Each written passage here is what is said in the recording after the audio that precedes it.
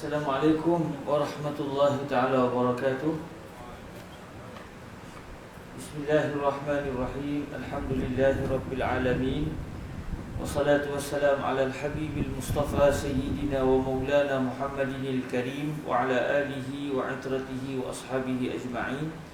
Asyhadu an la ilaha illallah wahdahu la syarika lah wa asyhadu anna habibana wa sayyidana wa maulana Muhammadan abduhu wa rasuluh وصفيه من خلقه وحبيبه أدى الأمانة وبلغ الرسالة ونصح الأمة وكشف الله به الغمة. اللهم صل وسلم وزد وبارك على الحبيب المصطفى سيدنا ومولانا محمد رسول الله وعلى آله وعترته وأصحابه ومن والاه. أما بعد. Alhamdulillah, kita bersyukur kepada Allah Subhanahu Wa Taala. Dengan keizinan daripada Allah, kita diberikan peluang untuk bertemu lagi pada majlis yang ke-21. Pada majlis yang ke-21, yang kali akhir kita bertemu dulu ni, majlis yang ke-20 ni saya tengok balik 31/1. Tapi nak katanya Allah Ta'ala merezekikan kita bertemu lagi dalam majlis yang ke-21, pembacaan kitab Safinatun Najah Bima yajibu 'alal 'abdi li maulah. Moga-moga Allah Subhanahu Wa Taala memberikan kepada kita kefahaman dan memberikan kepada kita kekuatan untuk mendalami kitab fiqh yang ringkas ini sebelum kita naik ke kitab yang lebih tinggi biiznillah subhanahu wa ta'ala. Pada hari ini kita akan membicarakan di muka surat yang ke-19, kita akan meneliti berkenaan dengan pembahagian air dari sudut adakah ia sikit atau banyak. Kerana apabila air itu sikit ada hukumnya, kalau air itu banyak juga ada hukumnya. Maka Syekh Salim Ibnu Abdillah telah mendatangkan satu perbahasan, iaitu membicarakan tentang pembahagian air dari sudut ianya banyak ataupun ianya sedikit.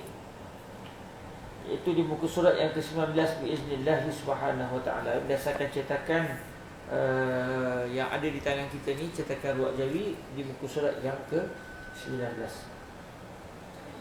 Bismillahirrahmanirrahim. Qala Sayyidina al-Imam Al-Syekh Salim Ibnu Abdillah Ibni Sa'd Ibni Abdillah Ibni Sumayd Al-Hadrami Al-Syafi'i radhiyallahu ta'ala anhu wa ardahu wa nafa'ana Allahu bi'ulumihi wa ulumi masyayikhihi wa talamizatihi wa qurra'i safinatin najah fima yajibu 'ala al-'abdi li maulah wa li sa'iri musannafatihi wa syurrahiha Allahumma amin.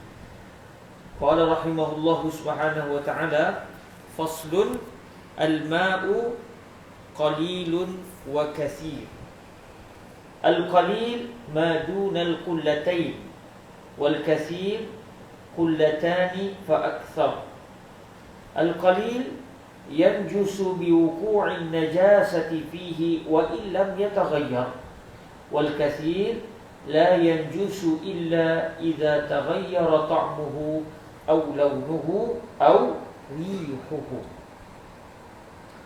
Kita lihat terjemahan bagi kitab ini, bagi perbahasan ini, fasal ataupun tajuk yang membincangkan mengenai hukum hakam bagi air, melihat kepada pembahagian air sama ada ia banyak atau sedikit.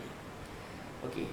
Terjemahannya, air terbahagi kepada dua bahagian di sisi syarak, iaitu air yang sedikit dan air yang banyak. Air yang sedikit, contoh air dalam botol ni, botol kecil ni, ini dianggap sedikit. Okey, adakah sedikit dan banyak tu berdasarkan apa yang saya rasa, berdasarkan apa yang saya faham, atau menurut banyak atau sedikit di sudut syarak? Jawapannya adalah banyak dan sedikit dari sudut air ini merujuk kepada kefahaman syarak. Jadi disebut di sini, apakah dia air yang sedikit dan apakah dia air yang banyak. Sebab isu berkait dengan air sedikit atau air banyak ni, dia boleh menyebabkan air itu boleh menjadi air yang bernajis. Bila air itu sudah bernajis, maka apabila kita menggunakan untuk berwuduk, maka tak sah wuduk kita. Kalau kita gunakan air itu untuk mandi, juga tidak akan sah mandinya. Jadi bila wuduk sudah tidak sah, maka dia akan membawa kepada salat juga tidak sah. Maka disebabkan penting perbahasan ini, dibahaskan isu air itu sedikit atau banyak di dalam kitab ini dan juga dalam kitab-kitab fiqh yang lain. Okey, kita lanjut. Air yang sedikit ialah air yang kurang daripada 2 kullah. Sebahagian kalau kitab-kitab lama disebut kurang daripada 2 kolah. Cuma saya tak tulis kolah begitu, sebab mungkin orang Melayu kita bila sebut kolah, dia faham kolah masjid. Takut kita salah faham. 2 kolah main 2 kolah masjid. Masjid kita baru 1 kolah. Dia nak 2 kolah. Maknanya tak sah lah kita air dalam kolah tu, sebab dia nak 2. Maka disebabkan takut salah faham itu, saya tak tulis kolah, saya tulis kullah. Maknanya lain, bukan air kolah yang di masjid tu, tetapi kullah yang difahami di sisi ilmu fiqh. Jadi air yang sedikit apabila air itu kurang daripada 2 kullah. Asal kalimah kullah ini adalah merujuk kepada satu tempayan besar. Satu tempayan besar yang diisi dengan air yang boleh dipikul. Maknanya besar sungguhlah tempayannya. Maknanya saya pernah pergi ke Madinah. Pergi ke Madinah di satu muzium. Yang di muzium itu didatangkan tentang sejarah baginda Rasul sallallahu alaihi wasallam. Dipanggil Mathaf Al-Madinah Al-Munawwarah. Nama muzium tu, kalau tak silap saya, Mathaf Al-Madinah Al-Munawwarah. Jadi sebelum kita nak masuk itu ada tempayan besar diperbuat daripada tanah liat. Jadi saya bila tengok tu kata, gambarnya ni kot orang Arab panggil kullah. Sebab kalau ikut budaya orang Mesir pula, kullah itu merujuk kepada labu sayur kita tu. Besar tu je. Satu kullah. 2 kullah, 2 labu sayur. Allah sikit benar. Jadi kalau ikut cara sebut orang Mesir, dia sebut kullah, ikut bahasa tempatan dia, kullah itu merujuk kepada labu sayur kita tu. Cuma tak adalah cantik macam labu sayur kita, tapi lebih kurang besarnya begitu. Tetapi bila sebut 2 kullah dalam kitab fiqh, dia merujuk kepada satu tempayan besar yang dipikul oleh orang yang gagah sungguh. Maknanya jumlah air yang boleh diisi dalam satu kullah tu memang banyak sungguh. Kemudian kalau satu kullah belum lagi dianggap banyak. Dia hanya dianggap banyak apabila air itu telah boleh mengisi atau boleh mengisi 2 tempayan besar tadi. Dua labu sayur besar tu. Itu dipanggil sebagai kullah. Jadi air yang banyak itu adalah apabila 2 kullah ke atas, manakala air yang sedikit apabila kurang daripada 2 kullah. Cuma disebabkan kita pun tak biasa tengok kullah tu, maka para ulama kita sudah membuat kajian. Sebab zaman Nabi dia ada kullah khusus yang diperbuat di satu kampung namanya Hajar. Dipanggil Qilalu Hajar. Kullah-kullah yang diperbuat di satu kampung yang namanya Hajar. Tapi kita tak biasa tengok depan mata kita kullah yang ada pada zaman Nabi Muhammad sallallahu alaihi wasallam. Cuma para ulama zaman berzaman telah membuat sedikit perbahasan. Okey, 2 kullah ini kalau ikut kiraan zaman dulu ni berapa? Maka setelah dibuat perbandingan dengan kiraan kita pada hari ini, di sisi jumhur para ulama, kalau tengok di nota kaki tu saya tulis, 2 kullah di sisi jumhur ulama. Jumhur ni maknanya kebanyakan, majoriti. Jumhur ni maknanya majoriti. 2 kullah di sisi jumhur ulama adalah menyamai 191.25 kg. Sebab kullah ini dia adalah satu, orang kata apa, dulu para ulama kita dulu mereka kira berdasarkan berat. Jadi bila dilihat semula, dua kullah ini adalah menyamai 191.25 kilogram. Ini maksud dua kullah. Kalau satu kullah tu 191.25 bahagi 2. Dapatlah jawapan satu kullah berapa. Okey. Jadi dua kullah di sisi jumhur ulama adalah menyamai 191.25 kilogram. Manakala di sisi para ulama mazhab al-Imam Abu Hanifah pula adalah menyamai 203.125 kilogram. Maknanya dua kullah berdasarkan kefahaman mazhab al-Imam Abu Hanifah lebih banyak daripada dua kullah berdasarkan kefahaman mazhab kita, mazhab al-Imam Asy-Syafi'i. Jadi bila kita baca kitab mazhab al-Imam Asy-Syafi'i, bila disebut air yang sedikit ialah air yang kurang daripada dua kullah, maknanya kalau air itu kurang daripada 191.25 kilogram, maka air itu dianggap sedikit. Tapi kalau dia mencapai 191.25 kilogram ke atas, maknanya air itu adalah banyak. Jadi di sini perbezaan di antara air yang sedikit dengan air yang banyak. Bila kita tanya orang matematik, air 100, payah no nyebut air tu lah. Air, senang. Saya ni orang Selangor tapi dah duduk sini jadi tak menyebut susah rasanya.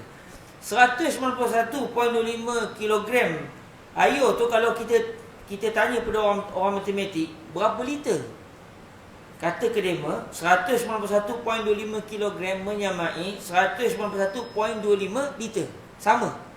Maknanya 1 kilo air menyamai 1 liter air. 1 kilo menyamai 1 liter. Itu kata orang matematik lah. Saya tak pernah timbang betul-betul. Tapi kalau tanya ke dema, itu yang dibagi tahu kepada kita. Jadi kalau ikut cara kefahaman itu, 191.25 kg menyamai 191.25 liter. Jadi maknanya secara terus kita tahu air yang 250 ml ni memang dianggap air yang sedikit. Air ni air sedikit, air sikit. Sebab apa? Sebab dia hanya 250 mililiter. Tak sampai pun 1 liter. 1 liter pun dianggap sedikit lagi. Sebab banyak ini adalah apabila air itu mencapai 191.25 liter. Kurang daripada tu maka tidak dianggap sebagai air yang banyak. Okey, jadi air yang sedikit ialah air yang kurang daripada dua kullah, kurang daripada 191.25 kg ataupun 191.25 liter, maka air itu dianggap sebagai air yang kurang, yang sedikit. Manakala seterusnya, air yang banyak pula ialah air yang sampai kepada kuantiti 2 kullah. Macam kita sebut tadi, bila 191.25 liter ke atas, maka ketika itu air itu dianggap sebagai air yang banyak. Maknanya kalau di rumah kita tu, kalau dalam baldi tu memang sikit, dalam tempayan tu sikit lagi. Kalau kolah masjid tu memang dah banyak. Kalau kita pergi Masjid Ridwaniyah contoh, tengok kolah masjid tu memang berlebih daripada dua kulah. Walaupun satu kolah saja di masjid tu yang ada, tapi lebih daripada 2 kulah. Kerana kalau ditengok berapa liter, memang lebih daripada 191.25 liter air. Okey, setelah kita mengetahui apakah maksud air yang banyak dengan air yang sedikit di dalam mazhab al-Imam Asy-Syafi'i, kita tengok apa kesan yang ingin dibincangkan di sini. Lalu kata Syekh Salim Ibn Abdullah, air yang sedikit akan bernajis. Itu isu dia. Air yang sedikit maknanya air yang kurang daripada 191.25 liter. Contoh macam dalam botol ini. Air yang ada dalam botol ini akan menjadi bernajis disebabkan najis jatuh ke dalam air yang sedikit meskipun air itu tidak berubah. Katakan contoh, saya antara mengajar ni, saya buka botol ini. Bukalah penutupnya. Elok buka penutup tu, mari cicak kuang asam ni, dia boleh lepaskan tuan-tuan, masuk elok. Elok pula masuk tu. Zerup masuk dalam air. Saya kata la haula wala quwwata illa billah, sudah ada pula benda asing yang masuk dalam air ni. Saya pun Allah, bau elok. Bau elok. Tengok warna elok jernih je. Tinggal satu lagi. Try rasa, ambil sikit, buh di lidah. Tak ada rasa masin-masin apa. Elok je tawar. Adakah ketika itu ertinya air yang tadi masuk di tak cicak tadi ni dianggap masih suci sebab tidak berubah baunya, warnanya ataupun rasanya? Rasa dengan lidah, bau dengan hidung, warna diketahui dengan penglihatan mata. Tak cicak masuk dalam air yang kurang daripada 2 kulah. Baunya elok, tak ada bau pelik-pelik. Warna elok, tak ada pula jadi warna kelabu ke warna kuning ke, tak ada. Elok je warnanya macam yang sedia kala. Tinggal kali saya pun celup sikit. Kalau awak nak togak teruskan, lain pula rasanya. Udah jadi air sasi, lain pula rasa. Ambil sikit, letak di lidah macam tu. Elok pula, tak ada pula pahit ke payau ke. Elok je rasanya. Maka adakah ini bererti air ini masih suci, boleh digunakan untuk berwuduk contohnya? Maka jawapannya adalah tidak. Jawapannya tidak. Kerana apa? Kerana air ini sudah menjadi mutanajjis. Dalam bahasa Arab disebut mutanajjis. Sudah menjadi bernajis. Dia sudah berubah daripada air mutlak kepada air yang sudah bernajis. Sebab apa? Sebab dia sikit. Kenapa dia sikit? Sebab dia kurang daripada 191.25 liter. Atau kita guna dalam bahasa lamanya kurang daripada 2 kulah. Kalau airnya sedikit, apa masalahnya? Masalahnya kalau masuk saja najis ke dalam air yang kurang daripada 2 kulah, main airnya sedikit, sama ada berubah sifat air atau tidak, serta-merta air ini sudah bernajis.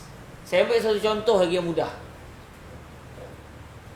Kita di rumah hari ni rata-ratanya tandas kita tandas duduk. Bila tandas duduk ada air bertakung dalam tu. Kita pun qada hajat. Berat no hari tu, dia jatuh, dia meloncat air tu ke atas. Kena ke kita? Atau masa kita qada hajat tu, lepas kita dah selesai qada hajat, kita pun nak membersihkan diri. Kita pun ambil air dalam gayung, kita pun tuang. Sambil-sambil kita bersih. Dia, air tu juruk je, naik. Dia jatuh ke bawah, merecik, kena ke kita. Air yang bertakung tu memang tak sampai 1 kulah.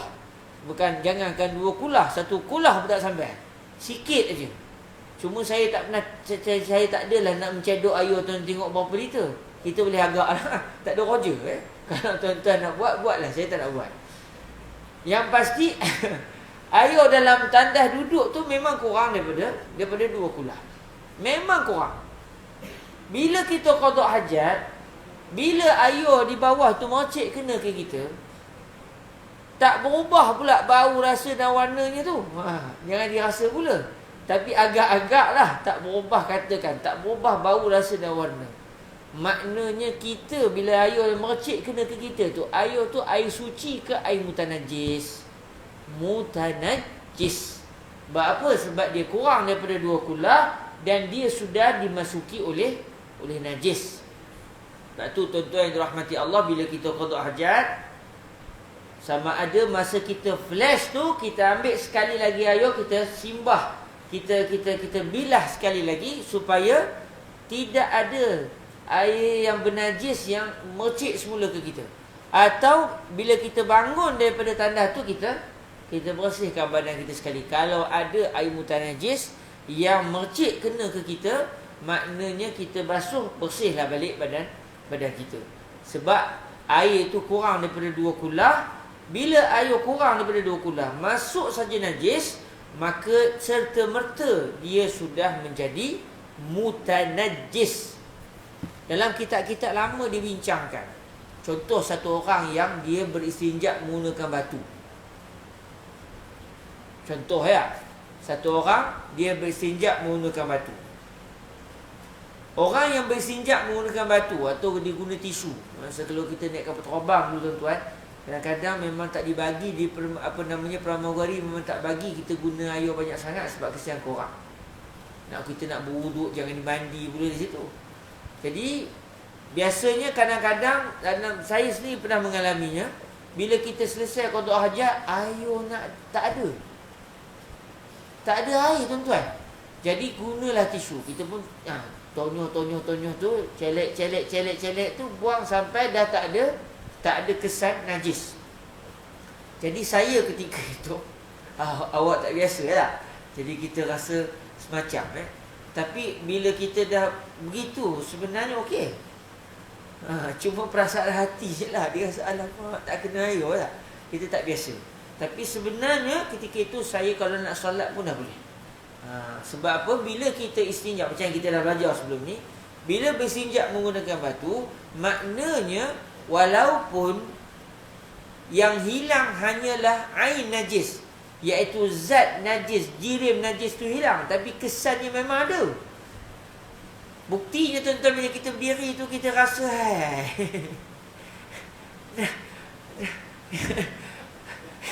nak khabar apa susah. Sebab orang Arab kata apa? Malam yazuk la yadri. Siapa tak rasa dia tak tahu. Siapa tak rasa dia tak tahu. Malam yazuk la yadri. Saya nak bagi tahu macam mana rasa dia pun susah. Tuan-tuan kena try sekali. Dah try sekali, tuan-tuan boleh tahu beza kita bersinjak menggunakan air dengan bersinjak menggunakan tisu atau batu. Tapi dari segi fiqahnya, bila saya dah istinjak guna batu atau guna tisu tadi, atau apa saja benda kesat yang boleh menghilangkan jirim najis itu sendiri, tak kisahlah sama ada najis kecil atau najis besar. Maksudnya sama ada kita buang air kecil atau buang air besar, maka saya ketika itu sudah boleh untuk melakukan salat. Tetapi secara hukumnya saya sebenarnya masih bernajis. Sebab yang hilang hanya jirim najis. Kalau saya pegang tu dah tak ada lah najisnya dah. Sebab sudah diambil oleh tisu tadi. Atau kita kalau guna batu ikutlah guna apa? Guna kayu, guna daun. Tapi kesannya masih ada. Sebab sesuatu benda yang terkena najis, tempat yang terkena najis itu hanya akan suci betul-betul daripada najis kalau dihilangkan menggunakan air. Maknanya saya ketika solat itu pada hakikatnya masih bernajis, tetapi sembahyang saya sah kerana diberikan keuzuran. Okey? Selesai. Maksudnya saya masih bernajis, cuma sembahyang saya sah. Kalau pakaian saya yang saya pakai tu tak perlu dibasuh. Tak perlu dibasuh. Tetapi katakan saya dah selesai beristinjak menggunakan batu tadi, tiba-tiba mari pula air dia nak berendam dalam baldi. Entah kenapa hari tu berasa panas sangat badan contoh, atau di rumah kita ada tap. Mudah cerita tap. Di Malaysia jarang juga tengok rumah ada tap, tapi kalau di Mesir tu biasa. Rumah ada tap. Ada tap mandi tu. Saya pun pasang air, biar penuh tap tu. Lepas tu saya pun merendam dalam tap tu. Tak adalah berubah bau air tu, elok je baunya. Rasa pun okey je. Saya merendam dalam tu. Tapi masalah air dalam tap tu memang kurang daripada 2 kulah. Memang kurang daripada 2 kulah. Sebab kalau kita sukat memang tak sampai kepada 191.25 liter. Tak sampai tuan-tuan. Apa status air tadi? Saya tadi istinja menggunakan tisu. Saya pada hakikatnya masih bernajis. Lalu saya masuk ke dalam air yang kurang daripada 2 kula. Apa status saya tu? Selepas saya berendam tu, boleh ke saya cedok nak wuduk guna air tu? Jawapannya tidak. Tak boleh. Sebab apa? Sebab air itu kurang daripada 2 kula sudah dimasuki oleh najis. Siapa najis tu? Itu lah. Yang badan tu, yang bahagian kemaluan tu yang yang semasa kita istinja tu menggunakan batu tu. Kerana walaupun sudah tidak ada ain najis, sudah tidak ada jirim najis, tetapi kita tu sendiri masih bernajis. Cuma dibolehkan untuk solat dan tidak berdosa. Walaupun ada air, boleh kita menggunakan tisu. Tak ada masalah. Dia tidak syarat, kalau ada air tak boleh guna tisu. Tak. Cuma afdalnya kalau ada air, kita guna air. Bukan guna tisu. Maka bila saya masuk dalam tab tadi, air pula kurang daripada 2 kula, serta merta air itu sudah menjadi mutanajis. Saya pula pergi berendam elok dengan saya pada peringkat awal di kemaluan tu saja yang menajis. Sekarang sudah satu badan. Kalau saya siap berkomor semua, dalam mulut semua je menajis. Maknanya kalau saya nak solat nanti, kena mandi lah sudah. Memang kena mandi. Bukan mandi wajib, tapi wajib mandi. Sebab apa? Sebab dia bukan mandi wajib. Cuma dia wajib mandi. Kerana untuk menghilangkan air mutanajis yang sudah menajiskan badan saya seluruhnya. Itu yang dimaksudkan.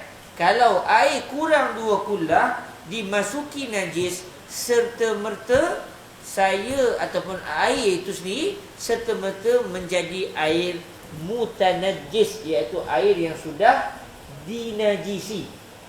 Bila dah jadi air mutanajis, tak bolehlah kita menggunakan air tersebut untuk istinja, atau untuk mandi wajib, atau untuk berwuduk.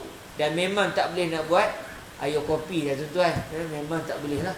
Sebab dia sudah bernajis, sudah tidak lagi boleh untuk diminum. Cumanya ada cara tuan-tuan. Air bernajis ni kita nak tukar dia kepada air mutlak. Ada cara. Cuma sama ada kita ni nak buat ke tidak, sanggup ke tidak aja. Tapi ada cara. Air bernajis tu kita nak tukar status dia kepada air mutlak. Apa caranya? Sebelum tu kita baca yang seterusnya. Air yang sedikit akan bernajis disebabkan najis jatuh ke dalam air yang sedikit, meskipun air itu tidak berubah, iaitu tidak berubah sama ada dari sudut baunya atau rasanya atau warnanya. Air yang banyak pula, iaitu air yang mencapai 191.25 kilogram atau 191.25 liter. Atau dalam bahasa lama, air yang sudah mencapai kapasiti 2 kullah. Air yang banyak itu air banyak. Air yang banyak pula tidak bernajis apabila terkena sebarang najis, melainkan apabila berubah rasa air atau warnanya atau baunya. Air yang banyak, hukum dia lain. Hukum air yang banyak apa dia? Kalau air itu banyak kemudian dimasuki najis, dia tidak menjadi bernajis sekiranya tidak berubah salah satu sifat air. Saya kebetulannya katakan saya ni macam mana tak badan saya bernajis, terjatuh dalam kolah Masjid Ridwaniyah. Marahlah orang masjid. Apa ni, dah tahu badan tu dengan penuh bernajisnya pergi terjun masuk dalam tu, kenapa? Saya kata saya bukan sengaja nak terjun. Saya ditolak oleh Abang Mio contoh. Abang Mio menolak saya, tak apa hari tu marah kita kafulah benda saya tak tahu. Udahnya ditolak saya, bukan isu insurans lah tu. Ditolak saya masuk. Masuk dalam kolah tu. Marahlah orang masjid. Masalahnya, bila saya keluar, sambil-sambil saya termasuk tu, bau air tu elok, tak ada bau langsung. Lepas saya dah termasuk dalam kolah masjid tu, bau air ni elok. Warna pun elok, tak ada pula warna udah jadi warna kuning, warna hijau, tak ada. Elok je. Warnanya macam sebelum saya masuk dalam kolah tu. Kemudian saya ambil sikit, rasa malas sayur, tak ada rasa payau, tak ada rasa pelik-pelik. Maka apa status air dalam kolah tu? Dia masih mutlak. Tapi insya-Allah orang masjid tak nak guna dah. Dia akan buang semua air tu. Kita tak lalu, kita tak gamak rasanya nak berwuduk dan menggunakan air yang ada dalam kolah tu. Tetapi secara hukumnya, air tersebut masih suci, lagi menyucikan, masih mutlak. Sebab dia mencapai kapasiti 2 kulah, iaitu 191.25 liter.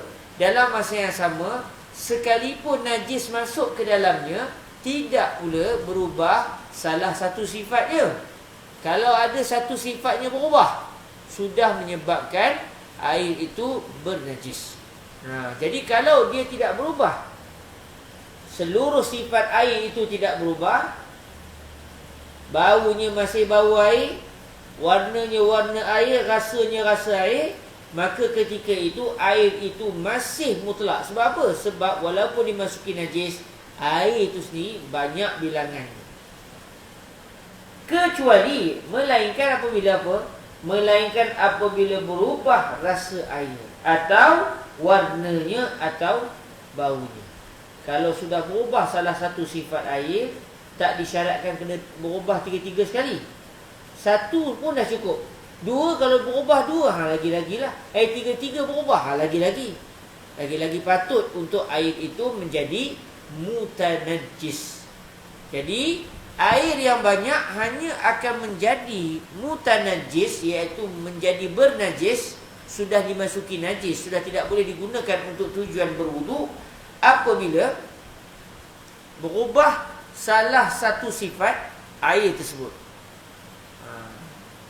Kalau bau masih bau air, warna masih warna air, tapi rasa sudah payau, dah tak boleh dah digunakan untuk berwuduk atau untuk istinja atau apa tujuan sekalipun, kerana air itu sudah bernajis kerana dimasuki oleh najis dan berubah pula salah satu sifatnya. Itu yang disebut di dalam mazhab kita, mazhab al-Imam Asy-Syafi'i. Maknanya, katakan contoh, macam contoh mula-mula tadi, saya dahaga sangat ni, tiba-tiba masa saya buka, masuk pula tai cicak dalam botol ini. Bila dia dah masuk saja, maka secara automatik air ini sudah bernajis, sebab air ini kurang daripada 2 kulah. Macam mana saya nak tukar status air ini supaya dia menjadi tidak bernajis? Jawapannya mudah. Campur dengan air lain sampai kepada 2 kulah. Contoh air ni sikit, saya campur sampai bilangan air itu mencapai 2 kulah. Maka ketika itu saya try, baunya masih bau najis, ada bau najis tak? Rasanya ada rasa najis tak? Warnanya ada warna najis tak? Kalau tidak ada langsung perubahan bau atau rasa atau warna, maka air itu sudah boleh digunakan. Sebab walaupun pada asalnya dalam botol ini dia bernajis, tetapi bila dicampur dengan air lain, maka air lain itu telah menyebabkan air yang sedikit itu bertukar pula daripada bernajis kepada mutlak kembali. Tapi katakan dah dicampur dengan air sampai jadi 2 kulah pun masih ada bau najis atau rasa najis atau warna najis, tak boleh gunalah maknanya. Melainkan kita campur lagi, biar sampai bukan takat 2 kulah, 3 kulah, 4 kulah, 10 kulah contoh. Bila dah tak ada perubahan pada air, kembali kepada bau air atau rasa air atau warna air, maka ketika itu barulah air itu boleh digunakan. Ni secara formula fiqahnya. Tapi insya-Allah saya tak rasalah tuan-tuan, jom kita campur. Air ni tadi masuk tak cicak, kita campur. Tak ada ni kita nak campur, kita buang je lah. Sebab apa? Sebab itu dari segi fiqahnya begitu. Tetapi dari segi kita punya perasaan kita mungkin tak mampu dah nak menggunakan air apabila dia sudah bernajis. Bukan takat bernajis tuan-tuan. Kalau kita contoh letak air dalam cawan. Air katakan air teh lah. Tiba-tiba mari lalat dia terbang, jatuh mati dalam tu. Agak-agak kita nak minum tak jauh teh? Tak ada dah. Tapi secara hukum boleh minum. Boleh minum. Walaupun kita saya tak mampu. Silakan. Islam tidak mewajibkan kita mesti minum air yang sudah dimasuki oleh lalat. Tetapi katakan satu orang tu dia nak minum air tu. Apa yang diajar oleh Nabi? Dia celup lalat tu, biar lalat tu terbenam dalam air. Kemudian dibuang, jangan diminum sekali dengan lalat tu. Dibuang lalat tu, sila minum air tu kalau nak. Sebab Nabi SAW hidup pada satu tempat yang sukar mendapat air, di Madinah dan juga di Makkah.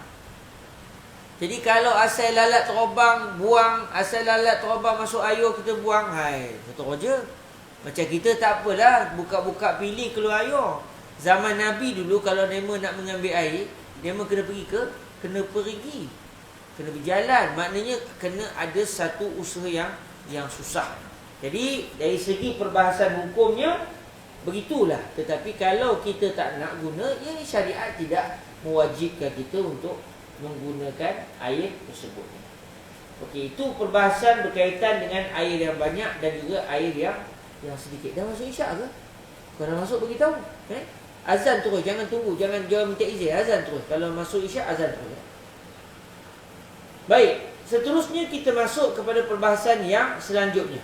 Okey, sebelum saya masuk kepada perbahasan selanjutnya, ada soalan? Perbahasan tentang air yang banyak, air sedikit ni basic. Biasanya rata-ratanya kita biasa tahu. Kita tahu yang ni banyak, yang ni sedikit. Kalau air sedikit apa hukumnya, kalau air banyak apa hukumnya. Secara basicnya kita tahu. Cuma kalau ada soalan bolehlah tanya. Sambil sebelum saya masuk kepada perbahasan yang seterusnya.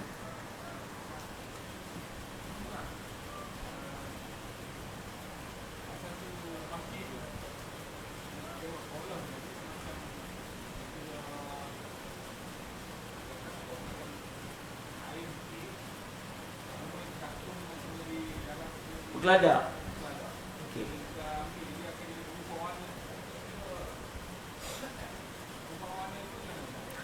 Okey, dia ada satu perbahasan fiqh, cuma dalam sini tak sebut. Sebab kita ni kita ringkas. Satu perbahasan fiqh, kalau air itu bercampur dengan benda yang tak dapat dielak. Air itu bercampur dengan benda yang tak dapat dielak. Contoh macam lumut tadi. Lalu berubah warna dia atau rasa dia atau bau dia, maka boleh ke air itu digunakan lagi? Ni kalau berubah bukan dengan najis ni. Sebab tak ada air yang dia tak dapat dipisahkan dengan najis. Itu hanya air tandas saja yang tak dapat dipisahkan dari najis. Dia dan najis itu sentiasa bersama. Di mana ada najis, di situ ada air yang tandas dalam lubang tandas tu. Itu memang tak dapat dipisahkan. Okey, tapi kalau macam katakan lumut tadi biasanya tak dapat dipisahkan. Kadang-kadang di sungai, kadang-kadang kita tengok ada lumut, ada kawasan air bertakung tu, kemudian ada lumut, lalu air tu dia ada perubahan sikit. Warna dia macam nak ke coklat-coklat, kadang-kadang tu nak ke hijau-hijau sikit. Jadi macam mana status air tu, bolehkah kita guna untuk berwuduk, untuk bersuci? Jawapannya boleh.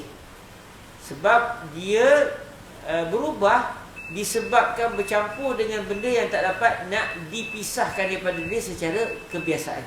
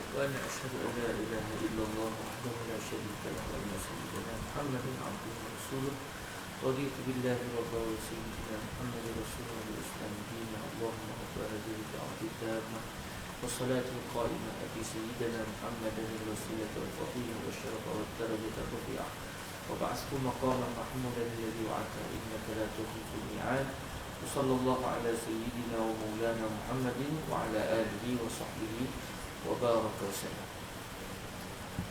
Baik, balik kepada soalan yang ditanya tadi. Kalau macam air yang ada dalam kolah masjid dan air dalam kolah tu berubah disebabkan habuk, disebabkan lumut yang ada dalam kolah tu, dia tidak mengubah status air walaupun berubah salah satu sifat.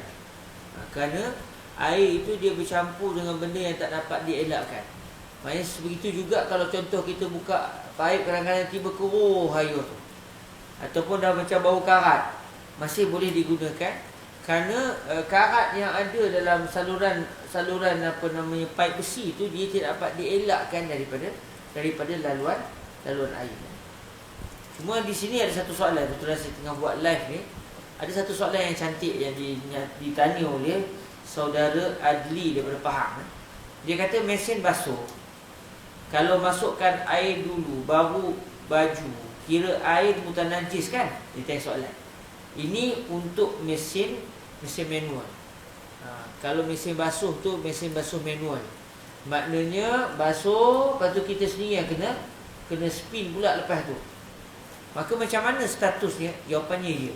Sebab kalaulah baju yang dibasuh tu bernajis, kalau baju tu memang tak bernajis, sekadar kotor peluh, itu tak timbul masalah. Isunya kalau contoh seluar tu bernajis, katakan malam tu dia entah macam mana minum air sebelum tidur banyak benar, lepas tu mimpi pula pergi ke laut, lepas tu mimpi pula berenang, sejuk pula, bersedar-sedar basah tu. Dia terkencing contoh. Jadi seluarnya itu sudah bernajis. Dia pun bubuh terus dalam mesin basuh. Mesin basuh pula manual. Udahnya dia bubuh bajunya, dia bubuh macam-macam, dengan kepiah dia pun dia bubuh, dengan serban dia pun dia bubuh. Lepas tu air pun takut. Setakat ni mesin basuh belum lagi dicipta menggunakan konsep air yang ditakung dalam mesin basuh sampai pada 2 kulah. Setakat ni lah. Kalau sampai pada 2 kulah, besar benar mesin basuh tu. Kalau mesin basuh tu dia punya besar dia tu sampai air yang ada dalam mesin tu memang 2 kulah. Sampai 191.25 liter, tak ada masalah.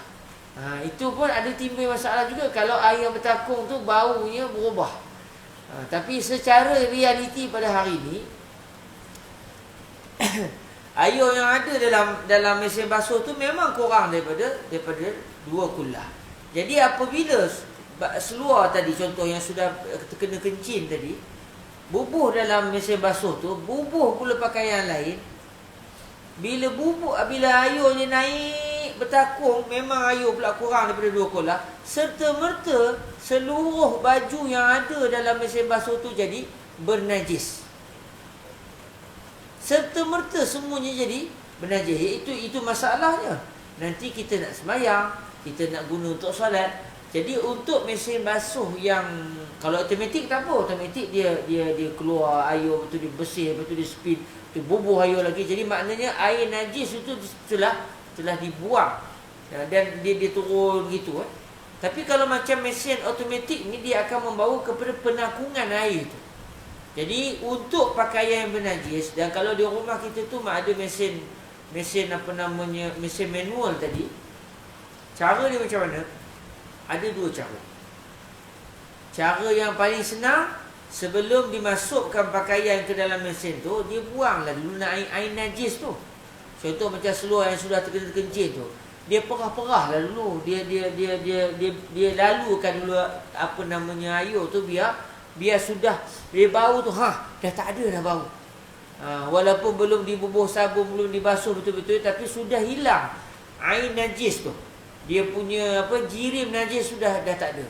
Selepas itu dia masuk dalam mesin kurang daripada air 2 kulah tu pun tak ada masalah lah. Itu cara yang paling senang.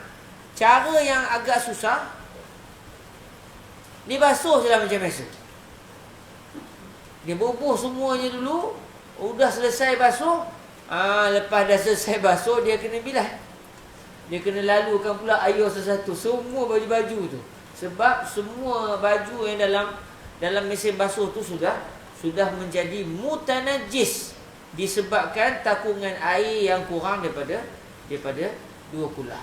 Jadi kalau tapi rata-rata kita ni biasanya dah guna mesin basuh yang automatik, jadi tak timbul masalah kalau ikut fatwanya. Mesin automatik tu tak ada masalah. Kalau kita bubuh sekali dengan najis pun dia tidak menjadi masalah, sebab dia punya proses itu sudah menepati syarak. Cuma masalahnya pada mesin manual. Mesin manual, maka mesin basuh manual tu, kalau kita ada pakaian bernajis, pastikan seeloknya kita buang dulu najisnya sebelum nak dimasukkan pakaian itu ke dalam mesin basuh. Itu penyelesaian je lah. Mudah je sebenarnya, mudah saja. Jadi tak timbul sebarang masalah, insya-Allah. Okey, contoh yang dirahmati Allah, nampak gayanya kalau kita masuk kepada pasal yang keterusannya ni, marah pula tuan-tuan ni kan. Kita boy mentah-mentah lah berhenti hari tu 31 bulan 1. Dia start bermajlis setelah berbulan-bulan lamanya tidak bertemu, dia bantai pukul 10. Dia ni biar betul kan. Dia sudah lebih kan. Jadi kalau macam tu kita berhenti dululah ya. Ada rezeki, ada umur, besok kita sambung kepada fasal yang seterusnya.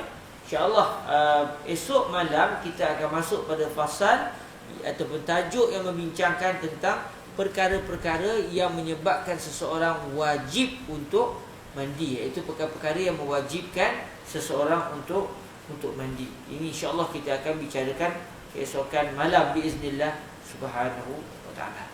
Okey, terima kasih kepada semua yang bersama-sama dalam majlis pada hari ini. Moga-moga Allah Subhanahu wa taala memberikan kita kebaikan untuk terus dapat mendalami kitab ini sikit. InsyaAllah mungkin majlis yang ke-40, majlis yang ke-50, yang ke-60 nanti kita dah khatam kitab ni. Tapi nampaknya saya nak guna syarat yang sama. Di di Taman Seroja tu saya dah sebut dah. Habis kitab, masa khatam tu memang kena khatam di satu tempat namanya Peroyang. Di Peroyang, di situ ada beberapa binatang yang elok dibuat khatam sekali masa tu. Buat panggang boleh, masak rendang boleh. Jadi saya rasa kalau kitab di Taman Seroja tak apa, kitab ni nipis tuan-tuan. Kitab ni tebal. Kalau kitab tebal, kalau kita ke Peroyang saja tak boleh. Dia kena cari khabar tuan-tuan. Kita kena cari khabar, barulah khatam tu terasa dia punya kelainan dia. Letak syarat siap-siap Tuan-tuan nak khatam, itu syarat dia. Kalau tak nak khatam, tak apalah. Kita buat cara tak khatam. Biiznillah SWT. Ini bukan paksa, tapi paksa secara baik. Paksa secara baik. Jazakumullahu khairal jazak. InsyaAllah ada rezeki kita bertemu semula keesokan malam biiznillah subhanahu wa ta'ala. Aqulu qawli hadza wa astaghfirullahi wa lakum. Kita tangguhkan dengan salawat ke hadrat baginda Rasulullah sallallahu alaihi wa alihi wasallam. Allahumma salli afdala salatin ala as'adi makhluqatika sayyidina Muhammadin wa ala alihi wa sahbihi wa sallim adada ma'lumatika wa midada kalimatika kullama ذكرك الذاكرون وغفل عن ذكره الغافلون. اللهم صل أفضل صلاة على أسعد مخلوقاتك سيدنا محمد وعلى آله وصحبه وسلم عدد معلوماتك ومداد كلماتك كلما ذكرك الذاكرون وغفل عن ذكره الغافلون. اللهم صل أفضل صلاة على أسعد مخلوقاتك سيدنا محمد وعلى آله وصحبه وسلم عدد معلوماتك ومداد كلماتك كلما ذكرك الذاكرون وغفل عن ذكره الغافلون. وسلم ورضي الله تبارك وتعالى عن ساداتنا أصحاب رسول الله أجمعين. وحسبنا الله ونعم الوكيل ولا حول ولا قوة إلا بالله العلي العظيم. سبحانك اللهم وبحمدك أشهد أن لا إله إلا أنت أستغفرك وأتوب إليك.